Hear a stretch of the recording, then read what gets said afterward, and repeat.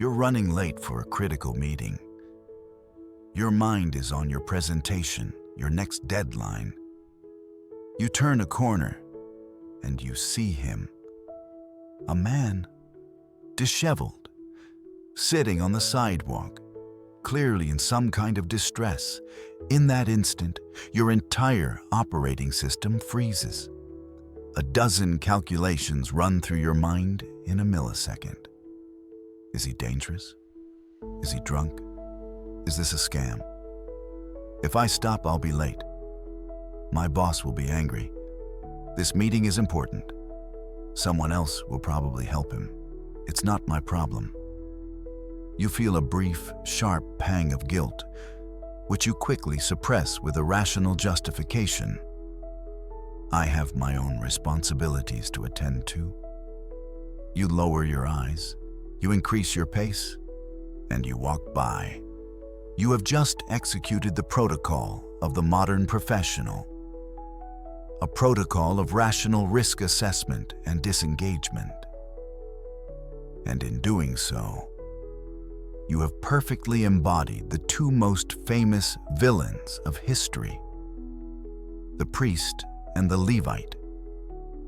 We have been taught to judge these men, but the truth is, we are these men. They were not evil. They were just like you, busy, important professionals with clear job descriptions. And the man on the road was not part of their job description. The parable of the Good Samaritan is one of the most famous stories on earth. And for that reason, its true, radical, strategic message has been completely lost. We've turned it into a sentimental fable about being nice. It is not. It is a high-stakes case study in risk management and operational leadership. It is a story that doesn't just ask, "Who is your neighbor?" It asks a far more terrifying question. What is your protocol for intervening in a crisis that you did not create? The story told by Jesus is designed as a legal argument. A lawyer asks Jesus, "What must I do to inherit eternal life?" He is asking for the ultimate success protocol. Jesus tells him the law: love God and love your neighbor. The lawyer, trying to find a loophole, asks the defining question of all risk management. And who is my neighbor? He is asking, what is the precise scope of my responsibility? Define the limits. Jesus answers with his case study, and his answer is a complete demolition of our modern, compartmentalized approach to life. If you have ever felt paralyzed by the needs of the world around you, hit that like button. We are about to deconstruct the paralysis and build a new protocol. Let's set the scene. A man was going down from Jerusalem to Jericho when he was attacked by robbers. This is the entire setup, and it's strategically critical. The road from Jerusalem to Jericho was called the Bloody Pass. It was a narrow, winding 17-mile road that was notoriously infested with thieves. Everyone knew it was a high-risk environment. The man in the story knew the risk and took it. He was attacked, stripped, beaten, and left half dead. This is our problem statement. We have a high-value asset, now a high-risk liability, lying exposed in a high-danger operational zone. Now, let's analyze the leadership responses. First, a priest was going down that road. This is the first professional, a high-status leader, the CEO of the religious establishment. He sees the man. What is his calculation? It's not, "I hate that man." His calculation is pure, rational risk assessment. 1. Operational risk. The robbers are probably still nearby. If I stop, I will be attacked next. 2. Contamination risk. He is bloody. If he is dead, touching him will make me ceremonially unclean, which will require a 7-day purification protocol, completely wrecking my Q3 operations and my ability to perform my duties at the temple. 3. Relevance risk. This is not my job. My job is in the temple. This is a problem for the security team or the medical team. This is outside my portfolio. The risk is high. The cost is high. The strategic relevance to his mission is low. Decision. He passed by on the other side. It's a logical, defensible, efficient management decision. Second, a Levite came to the place and saw him. This is the middle manager, the priest's direct report. He has the same operational context as the priest. He likely sees his boss up ahead, walking on. What is his calculation? He does the exact same risk assessment. But he has an added justification. My boss, the CEO, just walked past. He clearly decided this is not a company priority. If I stop, I will be violating established corporate policy and showing bad judgment. It's not my call to make. Decision. He passed by on the other side. This is the paralysis of the modern organization. Everyone sees the problem, but no one has the authority, the budget, or the job description to handle it. Everyone assumes it is someone else's responsibility. And so, the asset bleeds out on the road. Now, the third leader arrives. But a Samaritan, as he journeyed, came where the man was. Let's be crystal clear about what this means. Samaritans and Jews were bitter racial and religious enemies. In the context of the story, this is the rival CEO. This is the last person in the world you would expect to stop. By using a Samaritan, Jesus is making the strategic point that your identity, your title, your team is irrelevant. The protocol is what matters. The Samaritan's response is a complete contrast to the rational risk management of the first two men. His response is not a feeling. It is a 4-step, high-cost operational protocol. It is a masterclass in intervention. Let's build the Samaritan protocol. Step 1. Immediate, on-site triage and stabilization. The text says the Samaritan saw him and he took pity on him. We focus on the pity. That's a mistake. Pity is the why, but it is not the what. What did he do? He went to him and bandaged his wounds, pouring on oil and wine. He doesn't just call 911. He engages. He leaves his own position of safety and enters the high-risk zone. He assesses the damage, wounds, and he applies the resources he has on hand, oil and wine, the first aid kit of the day, to stabilize the asset. He stops the bleeding.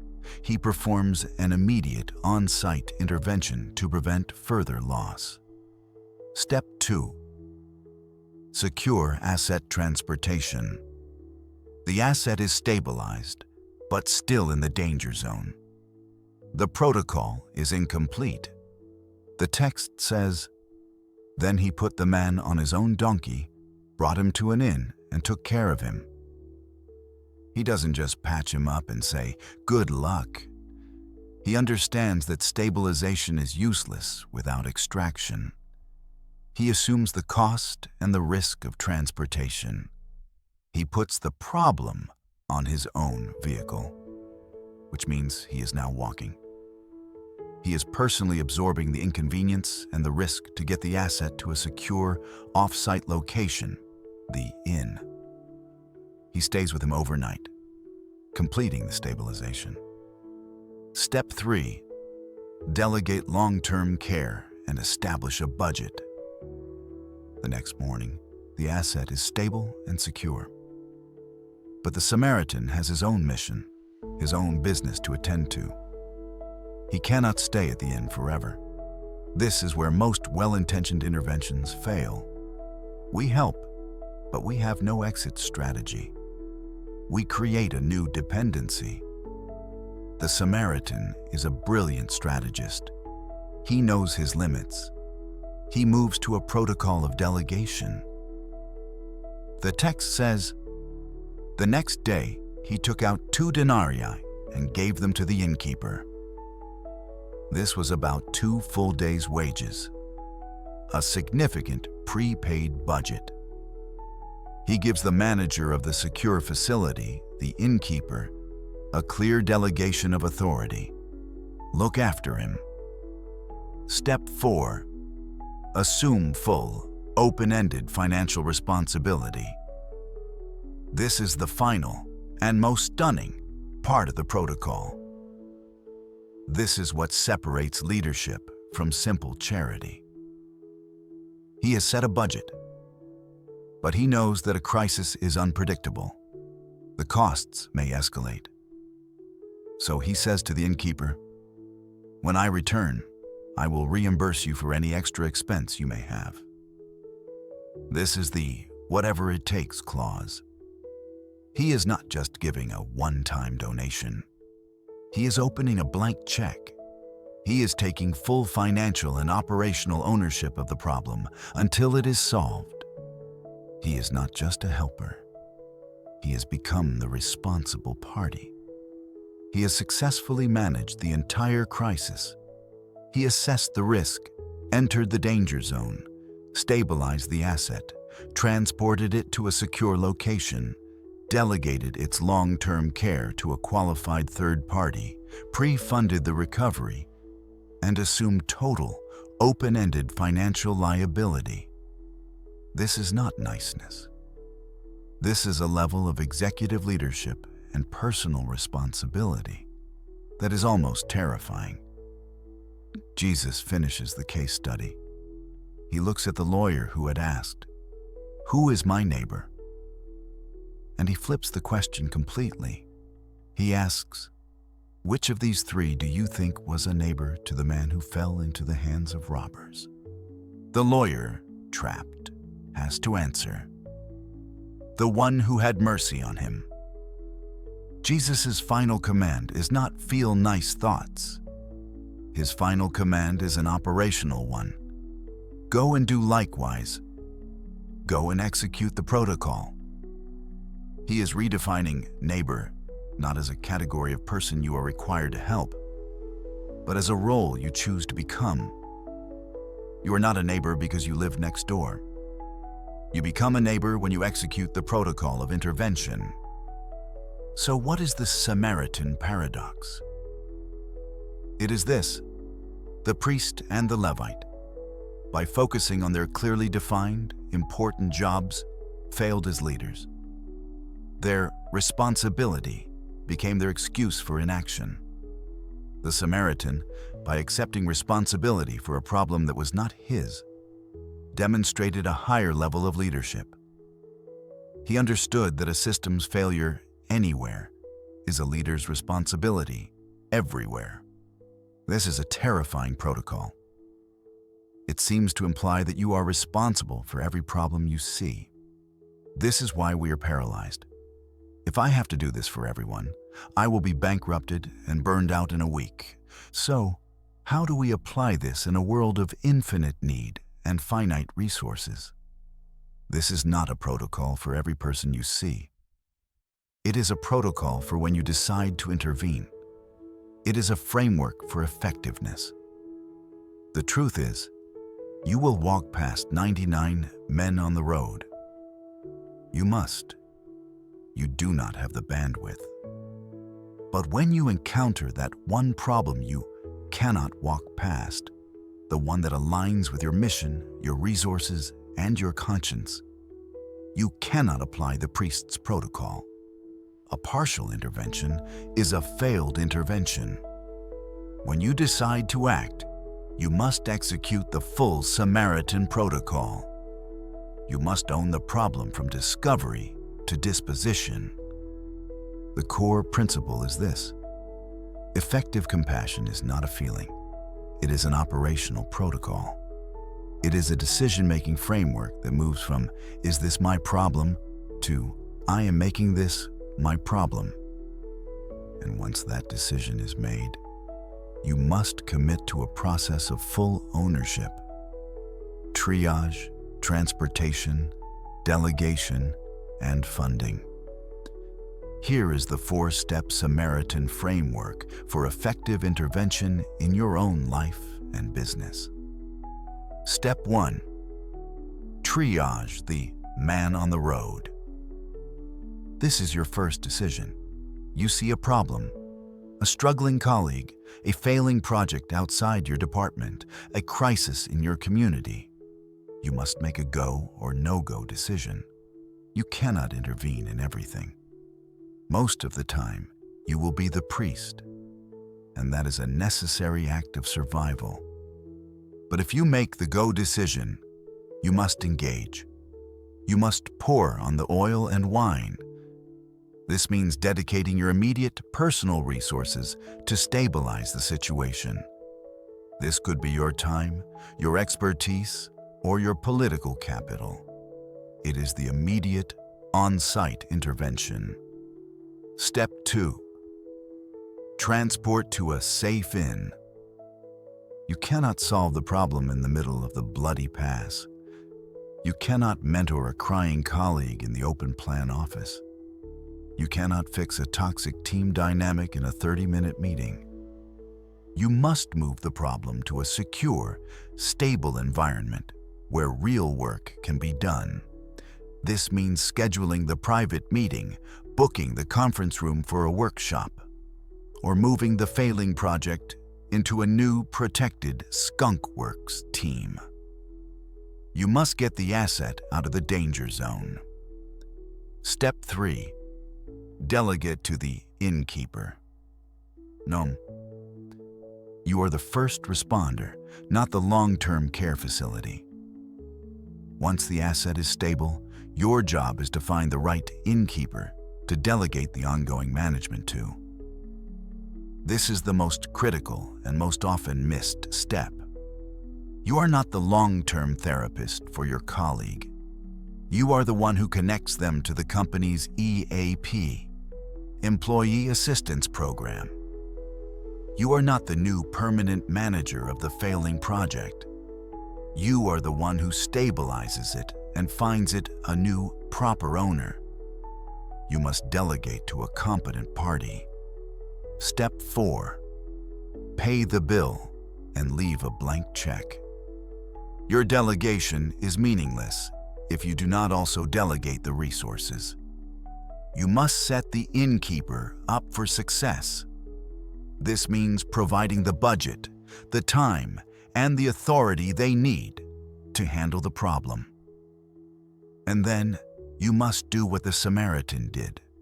You must say, "Whatever more you spend, I will repay you." You remain the ultimate guarantor of the project's success. You don't just dump and run. You take full final line ownership until the crisis is fully resolved. That is the protocol. It is not cheap. It is not easy. It is not nice. It is leadership. It is a framework that saves you from the paralysis of compassion fatigue. It gives you permission to be the priest 99 times, so that when you choose to be the Samaritan, you can do it with a level of excellence and full-stack ownership that actually solves the problem. So here is your immediate action item. The next time you are walking down the bloody pass of your life, your office, your home, your city, and you see a problem, you now have a new set of questions. You no longer have to ask, "Is this my job?" You now have to ask, "Am I willing to execute the full 4-step protocol? Am I willing to own this from triage to final invoice?" If the answer is no, then walk on by. That is your right. But if the answer is yes, then execute with excellence. Stop the bleeding, find the inn, pay the bill. That is how you become a neighbor.